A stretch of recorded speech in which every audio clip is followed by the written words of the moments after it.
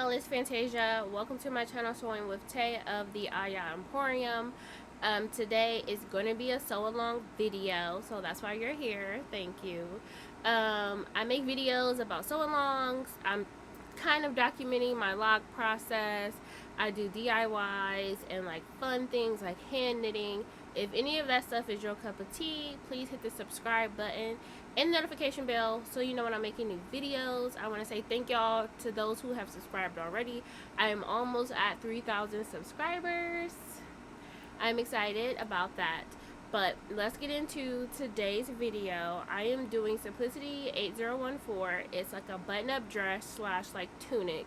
I am making them for a client, a long-time client who went to Africa. She brought some African textiles and she brought them back all the way to Ohio for me to make her some shirts that she can wear around the city and to the office and work, etc. So let's get into this really easy. It is semi-beginner friendly. The only difficult thing I personally would say for a beginner would be the armholes and the buttonholes. But if you can master the buttonhole setting on your machine and you know how to sew a sleeve in, this is a really simple project and it's a great way to add some quick staple pieces to your wardrobe. So let's get into this sew along. So this is the fabric my client gave me for this button-up dress slash tunic. Jumping right in, these are our pieces. This is my front, my back, and my back yoke. This pattern was kind of shaped and I wanted it to be straightened so you can see where I filled in the sides. This is our second set of patterns. We have a sleeve and a sleeve cuff, pocket, collar, and collar band. So the first thing I'm going to do is this style had bust darts. So I am just going to sew my bust darts. Like I already pinned them out and I'm just going to sew them on and then tie the ends to close them off. And then I'm going to take them to be pressed. I didn't show any of my pressing and my seam finishings, but it's very important when creating a garment to make sure you have proper seam finishing. So any of my raw edges, I did serge them, and then any darts or seams, I did take them to the ironing board and press them. So I sewed this off camera, but this is my yoke and my back piece. There was a pleat at the back and you'll see that there, and I just sewed them together and I serged the ends. So here is my pocket bag. I'm going to do my pockets next. And what I have here is I have marked down from the bottom of the armhole. I've marked down like 6.5 inches, and you can see that's where the chark is. And then I made a little snip there so that I could know where to put my pockets. I'm going to say this pattern did not come with pockets, so I added this placement myself and added these pockets myself because I felt like every dress, long tunic, etc. needs pockets. So that's what I did. 6.5 inches below the top edge of the side seam, and that's where I placed my pocket. I'm going to sew down, then I'm going to fold my pocket over and stitch down along the seam edge. So here's me sewing it. I back stitched and then I sewed a 1/2 inch down to the end of the pocket, and then once I did that, I'm going to pull it off, clip my threads, and then I'm going to pull the pocket away from the body, and then I'm going to top stitch down along the seam, catching the seam allowance underneath so that the pocket folds in nicely. So you'll get something that looks like this. You have to do this on both sides of the back and both front panels. So I put my back panel face up, and then I'm going to take my top panel and put it right sides, facing the right sides of the back. I'm going to pin at the underarm, the top of the pocket, and then I'm going to pin along the pocket, and then I'm going to pin below the pocket to the hem at the side seam. So then I'm just going to sew down the top edge, around the pockets, and then down to the hem. It is important to note when you sew this, you want to back stitch. You want to sew about 1 inch below the top of the pocket, and then you want to put your needle down, turn your garment, and then sew around the pocket bag. And then when you get closer to the bottom of the pocket bag, you're going to sew up above the bottom of the pocket, maybe like 1 inch, 1.5 inches, and then go over the seam there, and then meet your needle back with that stitch that we originally sewed the pocket down with, and then you're going to sew straight down to the hem. That way your pocket has a little bit of closed at the top and the bottom. The next thing that I sewn is the shoulders. So I'm going to put the front and the back shoulders together. I'm going to sew a half an inch from the neck edge to the armhole edge, and I definitely want to ensure that you are back stitching at the beginning, at the end, because that's one place you do not want your stitches coming apart, and you're going to do that on both sides. This is the sleeve, and I forgot to videotape sewing parts of the sleeve. So basically, what I'm currently doing is I made a slit in the sleeve, and I'm finishing that slit with binding. So this is my binding, and there's my slit, and that is the bottom of the sleeve where I started to attach the binding there. I am going to eventually turn that binding towards the inside and then stitch it so that it's clean finish. But you can see here, there is the slit. This is where I sewn the binding on. There are two pleats at the bottom of the sleeve. So this is where I've pinned them and just put a little basting stitch at the bottom to hold those. So now I'm going to flip that inside and sew it. So you will see here, that little slit is clean finish. This here is my cuff. I folded up one half of the cuff, a half an inch, and I interfaced the other cuff. So what I'm going to do is I'm going to sew around like a rectangle and just from the top down and across the bottom and then to the other side and finish. It's important that you fold up that half an inch on the one side so that it makes it easier to clean finish when you attach it to your sleeve. That is something that I always like skipped because I thought it was difficult to do, and then I learned that it actually makes my life a lot easier when I do it the right way. So I'm going to sew around, and once I get to the end, I am going to get my scissors, and I'm going to clip the excess seam allowance because I don't want this to be very bulky because it's going to be on your sleeve. So once I cut my threads, try to cut them close so you don't have any long threads. I'm going to take my good scissors and I'm going to trim the corners, and then now I'm going to flip it inside out, and usually I would use a point turner, but now I have like these long nails that kind of like work as a point turner. I am struggling to say that. Point turner. And this is what your cuff will look like. You have one end that is folded up and the other end that is not. So my next step is to fold my sleeve in half, and then I'm going to sew up the side and I'm going to finish that edge. So I'm going to get to my machine, and it's literally just a stitch straight down, align your underarms and the edges of the fabric. I did add a little bit of extra ease to this because this is woven and it does not have stretch. So just in case I wanted to add a little bit extra to it, I'm going to take it to my machine and I'm going to serge those ends. This is the wrong side that's showing. You see I have my seam there. This is what my right side looks like.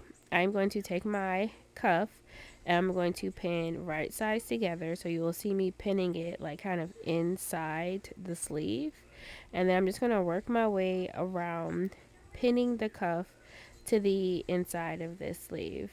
It's important that there is a fold back edge on the front and the like the beginning and the end of the cuff from where we sewed that seam around. So you want to make sure that part stays folded when you're pinning slash sewing, so that front edge will have a fold and the back bottom slash edge will have a fold. You just want to make sure those are like pinned in. You see me there, it's like right there. I want to make sure that's it's folded in, and then we're going to sew all the way around. This can be a little difficult to sew because it is a little bit of a tight space. So you want to see how I folded that little piece down and make sure it's under the foot. And then we're just going to slowly sew around the cuff edge, making sure we're catching the sleeve and the cuff, and that there's no extra like gapping or fullness being caught under the needle when it sews. The edge of the cuff that was already folded, we're just going to pin it down, making sure that the seam allowance is inside of there. So you basically are going to match that fold up with the stitch line from where you attached this cuff to the sleeve. And that's what you will see me doing there. I see a lot of people like the traditional way that you're supposed to do this is a stitch in the ditch. I prefer to stitch it face up, but that's just how I like to sew because I want to make sure that I am catching everything in the end. But if you know you're confident in your like stitch in the ditch methods, then feel free to flip it over and stitch it that way. But I'm personally just going to sew along the edge. The fabric has a lot of black in it. I'm using black thread. So if something is not like a good, like if it's a little bit off, you won't notice it in my opinion. So that is your cuff. Once that is done, we're going to go ahead and clean this up, because I try to avoid having to come back and clip a bunch of extra threads. So this is where the buttonhole is on the other side. And then I'm going to roll it out, make sure that everything is laying the way it's supposed to be. And then I'm just going to clip the threads. The next step is inserting the sleeve into the body. So here we're going to open it up. This fabric is a little hard to see, but I'm going to take the underarm of my sleeve and match it right sides together with the underarm of my bodice. And this is what you'll see me doing here. I'm going to put a pin in there to hold it and to make sure that it doesn't slip and that it is secure. So I'm going to pull my sleeve into the armhole. So we're looking at the wrong side of the fabric right now. Typically you would gather your sleeve in, but I felt like I didn't need to do that because it felt pretty one-to-one. So I just matched my notches and then I pinned in between, making sure there was no excess gapping or excess fullness in one section versus the other. For that back yoke seam, I pressed it down so that it would be down when I sew my armhole.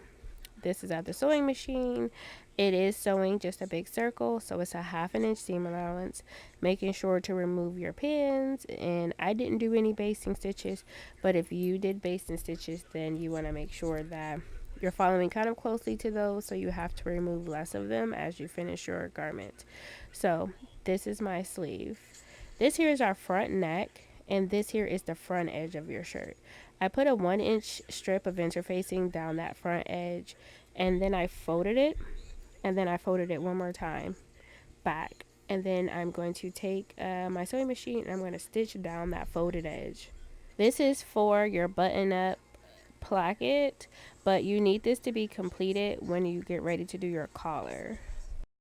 I plan to sew the collar next, which is why I am working on finishing the placket right now. In the future, I would do my hem first before I did the placket, but I've already did the placket, so we'll have to take it out a little bit later. This is the actual collar, and this is the collar stand. One of each of those are interface. We're going to sew around the bottom, and then we're going to attach it to the collar stand. So first, let's get this sewn up. We're going to sew around the edges, pivoting at the corners, and then we're going to understitch and trim. I trimmed this first, and I trimmed it a little bit too far, and I realized I had not understitched. It's a little easier to understitch when there's more fabric, in my opinion, but here we are. So once you flip it inside out, you have to try to do the understitch. So that's where I wish I would have not cut it first, but this is where we are. So I only have like 1/8 of an inch to 1/4 of an inch to apply this tacking like detail, and we do this so that the seam of the collar does not roll out onto the garment, so that it's not visible. So this is the reason why we do these under stitches. So even though I cut this off and this stitch, the seam allowance was like 1/4, I still felt like it was important to try to stitch as much as I could under on the seam allowance. And there you see my nail kind of went through. I cut it a smidge too close, so I have to go back and re-sew it. So the collar is actually done now. Once you get it cleaned up, you get all your threads clipped, and then you're going to flip it inside out. You're going to press out your corners, you know, use your iron, some heat, some steam, depending on what your fabrication is. And then you're going to roll it to make sure that, like, that edge, see how that seam is coming back? We're going to roll it over like this to make sure that the seam is laying where we want it to lay. So now the next step is the collar band. To do the collar band, you're going to take your collar pieces, you're going to lay right sides together the collar, and then line up the collar on the collar stand. And then you're going to take that second layer of your collar and you're going to put it on top. So here I am putting in some pins to hold this to make sure that it's in the place that I want it to be. One in the middle just for safekeeping. And then I'm going to go into getting the collar and putting it right on top. So then we're going to sew starting at the bottom of the collar stand, and then you're going to go around the top edge and then to the other collar stand. This one you should have folded up the 1/2 inch or 5/8 of the one edge, but I did not want to, and then I quickly remembered why I should do this. So eventually I had to go back and fold up that edge at the beginning and the end of the collar band seam, because you need it to clean finish your collar onto the body of your garment. Alright, so now we're going to sew this. Once I get it pinned, I put so many pins in this, but here we are. So we are going to start here on this end. We're going to sew 1/2 inch, go around this curve. This is where there should have been an edge where that was folded up 5/8 that I did not do. So we're going to go and we're going to sew around 1/2 inch, 5/8, whatever your preference is. And we're going to sew along this edge and then down to the other side. You'll see me here taking out the stitches so that I can fold up that 1/2 inch so that I can clean finish it onto my body. So it will look kind of like this. If I ever move my hand out the way so that you guys can see, it will look like that. And then we're going to do the other side. So I'm going to take out those first couple of stitches there, and then I'm going to fold it up. So I started at the edge of the fabric, and then I'm just going to sew up into the curve, meeting back into my original stitch to make sure that that 1/2 inch that I folded up is caught in the stitches and is being held, because that will make my life easier when I go to attach this collar band to the body. I'm going to do that on both sides and remove all of the pins. This collar part, you do not need to understitch, so I'm going to go ahead and just trim all of the fullness from the seam allowance. I try to trim it down to about 1/4 of an inch. If I'm feeling like I can get really close, like 1/8 of an inch, you just want to make sure that you do not cut through your stitches as I did on the actual collar. So once you get the collar trimmed, sewn and trimmed, you're just going to fold this back. If I ever come back into the frame, here is the collar. I'm like folding it over once everything is sewn. I want to make sure that front edge of the collar has a nice curve to it. So you might see me kind of pushing and pulling along that front edge because I want to make sure it has a nice curve, because I feel like I always struggle with that. But once I get this kind of set, I'll take it over to my sewing machine and give it a good press, so hopefully it stays the way I want it to stay. You will have to fold under that 5/8 or 1/2 inch along one edge of the collar, preferably the edge that has the interfacing, because it's a little easier to press. But we're going to take it to the garment. The left side of the collar, we're going to match it with the front neck edge where the folds are. So there's a fold on the collar band and there's a fold at the center front of your shirt where the placket is. So I'm going to do the left side, and then I'm also going to do the right side. I like to do the left and the right side first, so then I can kind of stretch and pull together to make sure that it's even the rest of the collar between the collar and the body. So, you know, you don't want one side to have like a pleat or a gaping or something like that. So you'll see here I kind of pulled it out. I'm going to start on like the left side. I'm going to find the notch, match them up, and then pin them. And then I'm going to do the same thing on the right side.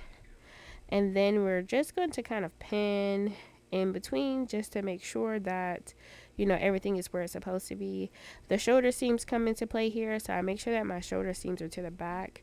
And you'll see here, this is the last section. I'm going to put a couple pins here just to hold the back of the garment to make sure that they are sitting where they should be sitting.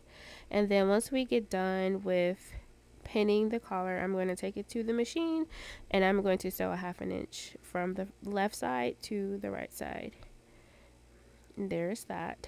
You want to make sure to kind of pull your fabric out the way, because you don't want to like mistakenly sew over your shirt while you're trying to sew on your collar. Alright, so once you get to the end of here, you're going to clip your threads as always. And that edge that we folded up, that was 5/8, you're going to push upward the seam allowance from your body to collar. You're going to push it up inside what would be the neckband. So you'll see we're going to fold up that 5/8 and then put a pin in it to hold it. Just like this, you're going to fold under that 5/8, make sure that it's flat, and put a pin in it. As many pins as it takes, because this is one of those ones where like I don't like it to look crazy because it's such a focal point that's high up on the body.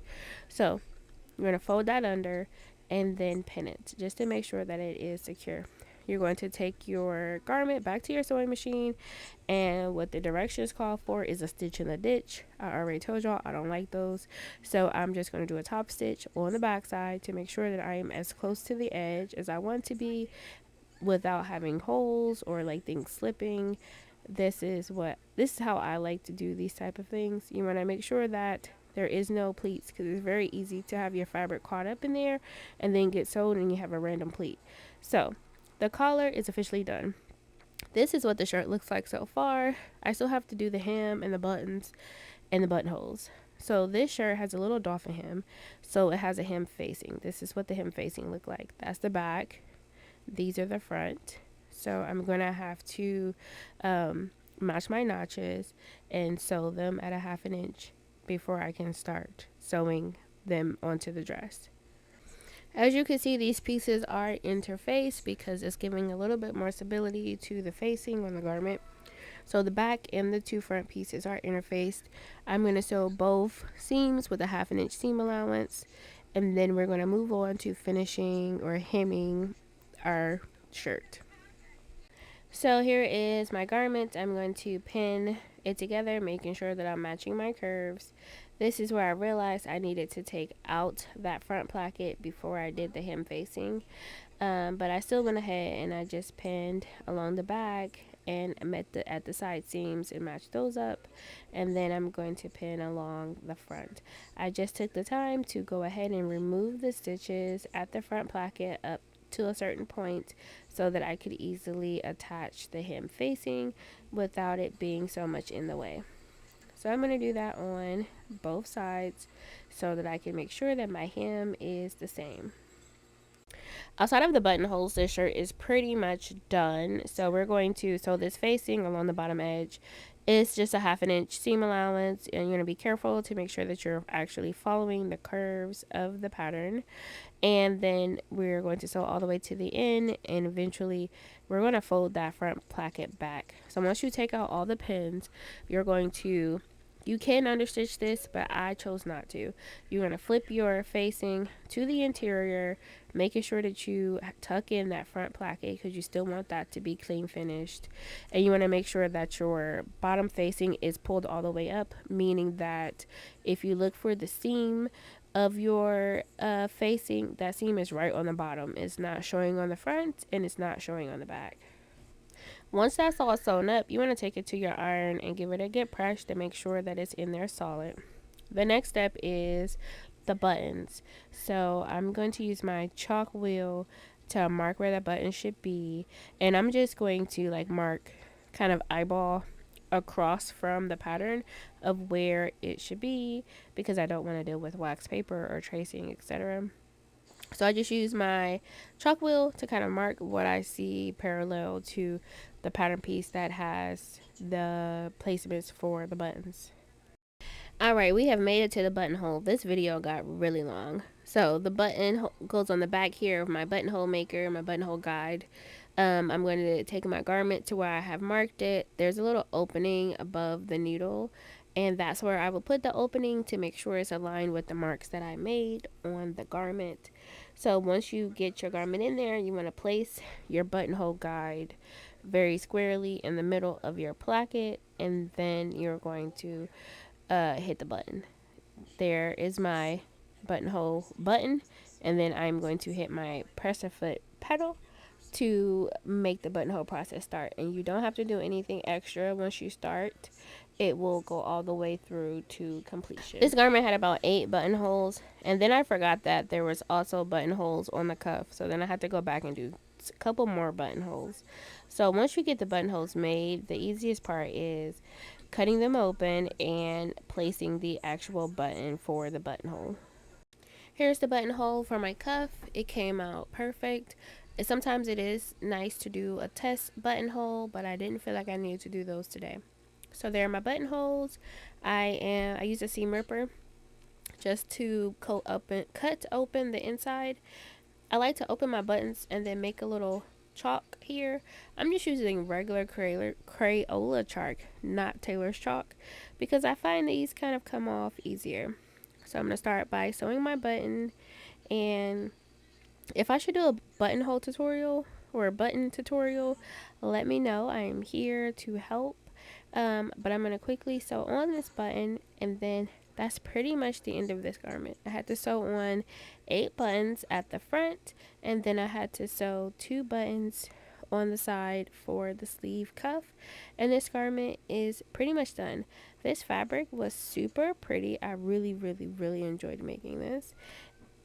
And then we're going to get them buttoned up. We're going to give her another good press, and then she is going to be ready to be packaged up for my client. And I love the optical illusion that this like texture gives. It's so good.